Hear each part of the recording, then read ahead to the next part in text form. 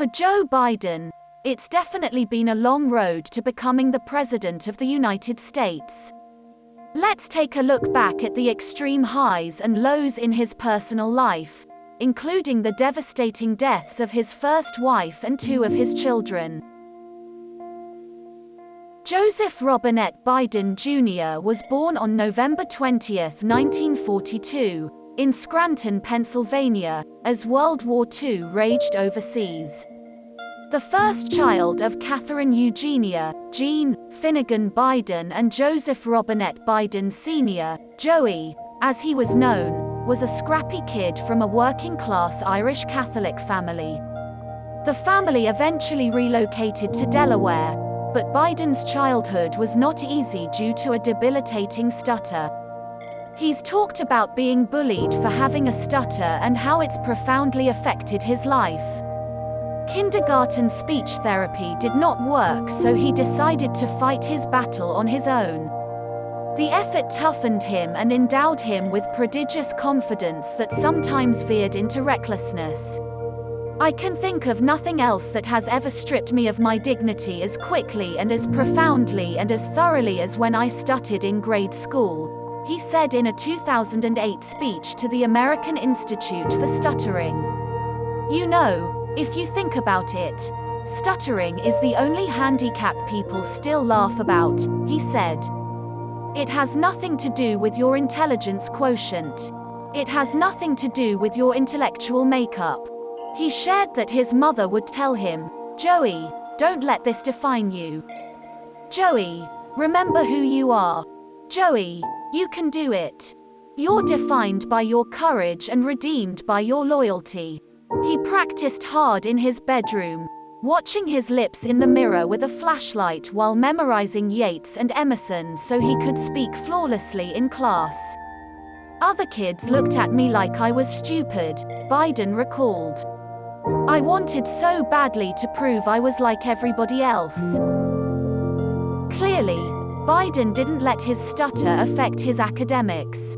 He earned his Bachelor of Arts degree in 1965 from the University of Delaware, with a double major in history and political science and a minor in English. While he was still attending Syracuse University College of Law to earn a law degree, he married his first wife, Nelia Hunter, whom he first met in the Bahamas while he was on spring break. They had 3 children together, sons Bo and Hunter, and daughter Naomi. In 1972, Biden suffered unimaginable tragedy when, just 1 month after winning the U.S. Senate election in Delaware at just 29 years old in a stunning upset against 2-term incumbent J. Caleb Boggs, Nelia and their daughter Naomi, who was just a year old at the time, were killed in an automobile accident. A tractor-trailer slammed into their car while they were Christmas shopping just a mile away from their home. Bo, who was 4 years old at the time, and Hunter, who was 2, were also in the car but survived, though not without suffering serious injuries. Biden shared that he contemplated suicide following the deaths of Nelia and Naomi, but his sons kept him going. I thought about what it would be like just to go to the Delaware Memorial Bridge and just jump off and end it all, Biden said. But I didn't ever get in the car and do it or wasn't ever even close.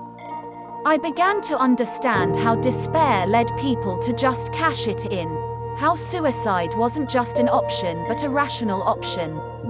But I'd look at Bo and Hunter asleep and wonder what new terrors their own dreams held, and wonder who would explain to my sons my being gone too.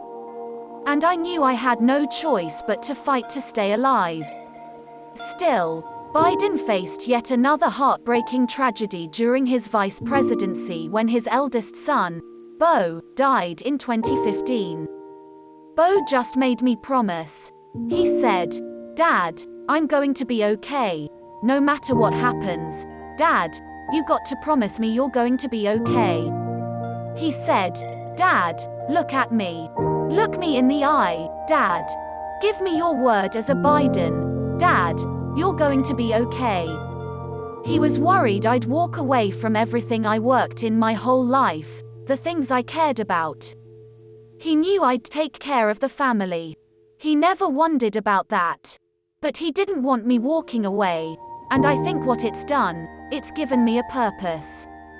Joe created the Biden Foundation and the Biden Cancer Initiative, but both organizations suspended operations after Biden announced in 2019 that he would run for president. Failure at some point in your life is inevitable, but giving up is unforgivable. Joe Biden